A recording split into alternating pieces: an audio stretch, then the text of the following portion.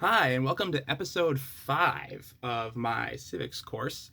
And today, like I said in the last video, we're going to be talking about Article 1 of the Constitution and what it does and what it allows our new government, our current government, to do. Like I said before, Article 1 establishes the legislative branch, and our legislative branch, the legislative branch is the one that makes law. So to make a law in the United States, it has to pass through the two houses of our legislature. The first major house is called the House of Representatives. That's considered the lower house, and that's just because at the time it was passed, everybody that was elected to that house was popularly elected, and the house is based off of population. So there's a lot more seats in the house because states that are larger get more say in the House of Representatives. So currently there's over 400 House seats, and that number was capped at a certain point in our history. We just decided that it was going to get way too big because we were expanding way too fast, and so we capped it at the amount that there was at that time, and now we just proportion it based off the census every 10 years. So the which states get the most seats switches and changes as time goes on. The other house is the Senate, and that's considered the higher house.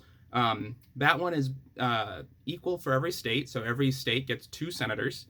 And to be a senator, you have to be older, and generally originally if you were in the Senate, you were appointed by a state legislature. So generally that meant that you were already you had more experience and you had it in with the people in charge, so you were more dignified or whatever. And that kind of comes from the English Parliament, because the House of Lords is supposed to be more dignified and fancy, and they're all supposed to be of royal or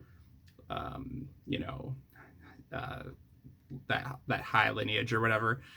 So the Senate was kind of supposed to model that. They were supposed to be like the rich and fancy and the proper, and then the House was for the regular folks. To be a member of the House, you serve 2 years, and then you have to be reelected. You have to be a citizen for 7 years, so people who were not born in the United States could be a member of the House. You had to be at least 25, so you had to be old enough to make decisions, basically, is 25 is the number they settled on.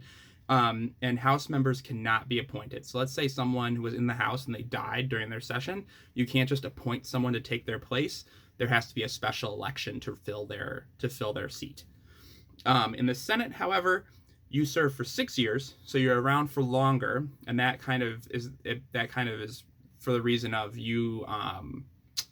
Because since you're around longer, you can become more invested and you can get more into the process, and you can become specialized and learn a lot about a certain aspect of the job. So oftentimes senators end up specializing. So like they'll be like really good at like military matters, or they'll be on the committee for money matters, or they'll be on the committee for whatever, because they've kind of specialized in it, or they're a lawyer, so they help oversee the courts or whatever. They have to be 30, so senators have to be older, and that was because, remember, once again, they wanted the senators to be wiser and more dignified. And then originally, like I said, they were appointed by state legislatures, and that was changed by the 17th Amendment. So now they're elected like House members are, but for a long time in the United States, they were just appointed members by state legislatures. So state legislature elections were a lot more important back then because they determined who got to choose the senators. So those were pretty important. In this the legislative branch, there are certain things that only certain houses can do. So, for instance, taxes can only be brought up in the House. So if you wanted to raise taxes, lower taxes, anything that basically deals with money, it has to come from the House of Representatives. And that's going back to earlier when the colonists were upset because they didn't get a say in their taxes. So they wanted to make sure that any money or revenue issues went through the House that was popularly elected.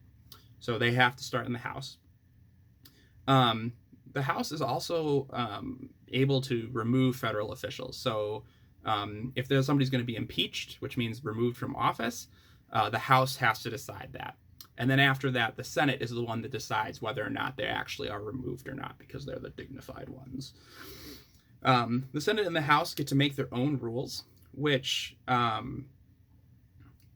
has become kind of contentious as of late, because depending on who's in charge, they've been changing the rules, and usually that doesn't happen so much. So the fact that the rules are changing based on who's in charge has made that a little contentious. And then members of the Senate and the House aren't able to hold executive offices while they're senators or House members. So oftentimes when people are running for president, so like let's say they're already a senator and it's their turn to be reelected as a senator, but they're also going to run for president, they won't run for Senate either, because if they do become the president, they can't be a senator. So they can only be, they can be the president, or they could be a member of the president's administration, or they can be in Congress. So they have to pick one or the other. And that's just so that there's not, there isn't like a contract of interest, or wow, really losing my words today. There's not a bias there. They don't want that to happen. Also, of course, for laws to be made, a bill, which is how we write laws in our country, has to be written. It can be written in either side, unless it's something about money. And then the same version of that bill has to be passed by both sides. So sometimes what will happen is the House will write a bill and it'll get passed, and then it'll go to the Senate, and the Senate's like, we need to make changes to this. And they'll make their changes to it, and then they'll pass their version, and then they have to come together and talk about how to make those two things one single document, and then they have to vote on it again. So they pass the same thing. And then the president can either sign it into law or veto it, when we'll talk about vetoes next episode. There are certain things that Congress can do. So they are specifically listed in the document exactly what Congress is able to do. Here are the major ones. Congress can make and collect taxes. Remember, in the Articles of Confederation, the national government had no authority to do so. They had to ask for money. In this new document, the federal government can raise, lower, institute new taxes as long as it passes in the House and the Senate and signed by the president. They are allowed to borrow money. In the Articles of Confederation, the federal government was not allowed to borrow money. Only state governments could. So now the federal government is able to establish the national debt and borrow money from banks so they can pay their bills. They're also allowed to coin money, and the federal government is the only one allowed to do so. So states can't coin their own money. They can't make Pennsylvania dollars and New York dollars. There's only one single currency in the United States. That's really good for the strength of our money and our economics. They are able to protect patents. So the United States has a patent office, and if you come up with an original idea, or you make a movie, or you write a book, or whatever, you can get that trademarked or patented, and the United States will protect that patent for you. That's written into our laws. They have the sole authorization to declare war. That means the president cannot declare war. He cannot just be like, you know what, I'm really mad at whatever country right now, let's do this thing. Congress has to vote on that. So if there's a war, if there's going to be a formal war declared, Congress has to be the one that says so. Now, in current times, that's become a lot more complicated, because wars happen a lot quicker than they did back in the 1700s, right? Where you declare war, then you wait a couple months, and then you finally actually fight, right? Now, war happens at an instant. And so the president has been given more authority to use the military even without a declaration of war. So right now, the way it works is the president can order troops into a combat zone, but he has to seek a congressional approval within, I believe it's 90 days. So you have to make sure that you get your approval afterwards. But if something's really necessary or something has to happen immediately, the president has the authority to use troops and then ask later, because of how the world works now. The Congress can help also organize the state militia, and now in this time, the National Guard is our state militias. Those are the official organized state militias. So if you're going to join the National Guard, congratulations, you've joined a state militia. Any other militias that you hear about, because there's a lot of them popping up these days, those are not sanctioned by the government. So if you want to join a militia, National Guard. Another thing, they're allowed to establish the rules for naturalization. So they get to decide how you become a citizen, and what criteria you have to meet to become one.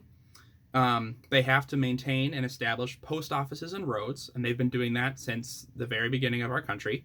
All the post offices you see in your hometowns, those are all federal government institutions.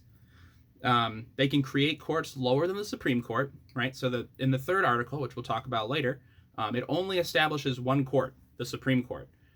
This is saying that the Congress is allowed to establish more courts underneath the Supreme Court, and they have done that. There are lots of, they're called the circuit courts, the federal circuit courts, and the federal appeals courts, and they've all been set up to handle the caseloads of our country.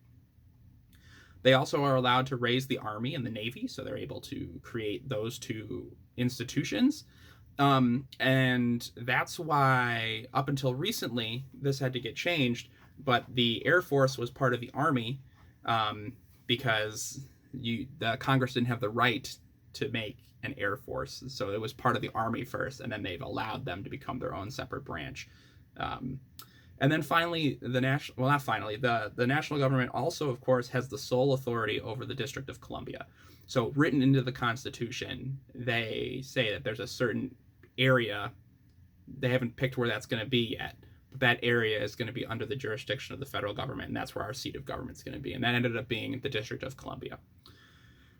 Now, the two most important things that Congress can do, because of what it's allowed Congress to do over the course of the history of our country, are these two things. The first is called the Commerce Clause, and basically it says that Congress has the ability to regulate commerce.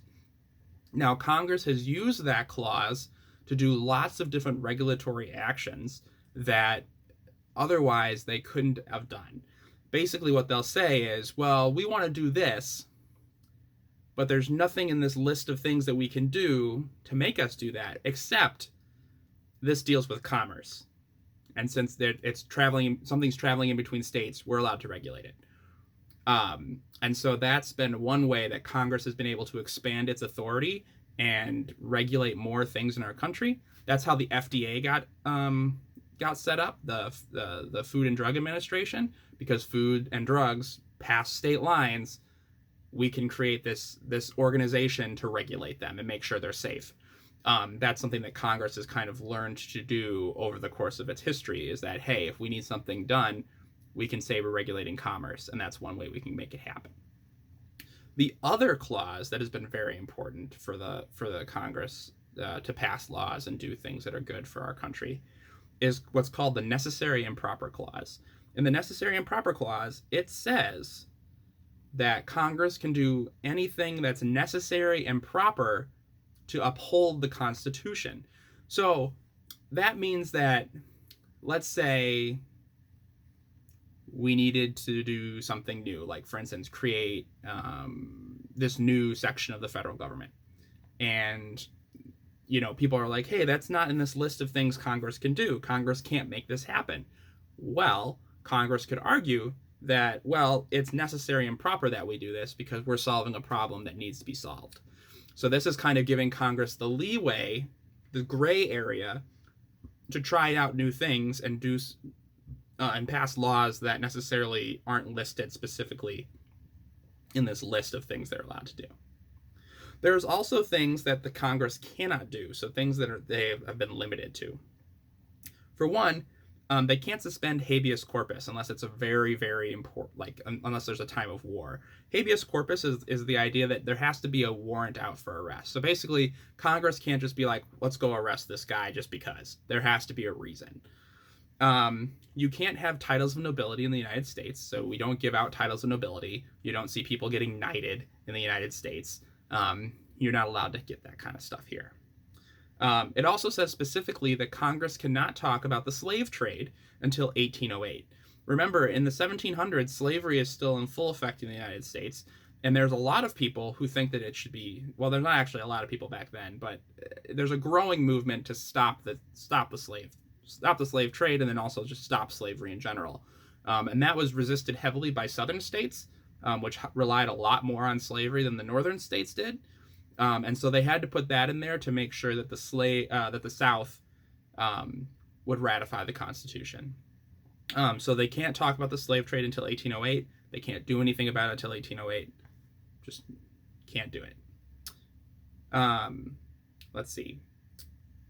Then also, states are not allowed to enter treaties with foreign powers. Congress has that right, but not states. So if Texas signed a deal with Mexico, that treaty's not null and void. It's not allowed because Texas is a state. It's not the federal government.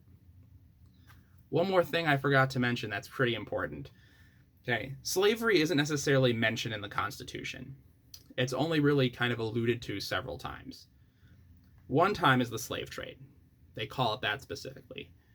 The other time is also in the executive branch, and it's when they're talking about the House of Representatives. Now, the House of Representatives is based off population, and they needed to decide how they were going to count slaves. Now, the North was like, okay, or the South was like, well, they're not people, but we want to count them because our populations aren't as big as your guys' states are. And the North is like, well, if you're not counting them as people, then we shouldn't be counting them at all, right? We should only be counting people who are eligible to vote. And that was kind of a huge argument in the Constitutional Convention. And the compromise they ended up coming with is what's called the 3/5 compromise. And instead of counting slaves as whole people, they only counted them as 3/5 of a person. It's wrong. This is only about civics. This course is about civics, but there's something important about civics that you need to make sure you know, and that's that all people in the United States are people. People cannot be property, and people should not be treated as such.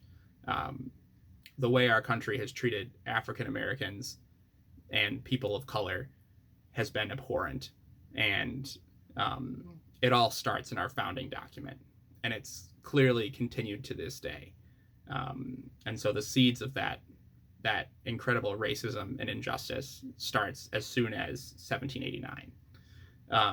So keep that in mind when you're reading through our governing documents and see how the system is not necessarily designed for people who aren't white. It's important to think about that when you're talking about government and how it's supposed to serve the people, but sometimes it doesn't serve all of the people. Anyways, that note aside, that's pretty much it on the legislative branch. There's a few more nuances and whatnot, but this is a pretty simple course, so we're going to stick with the basics. On the next episode, we're going to start talking about the executive branch and how our executive leadership is vested in our president. Looking forward to seeing you guys again to learn about Article 2. Have a great day.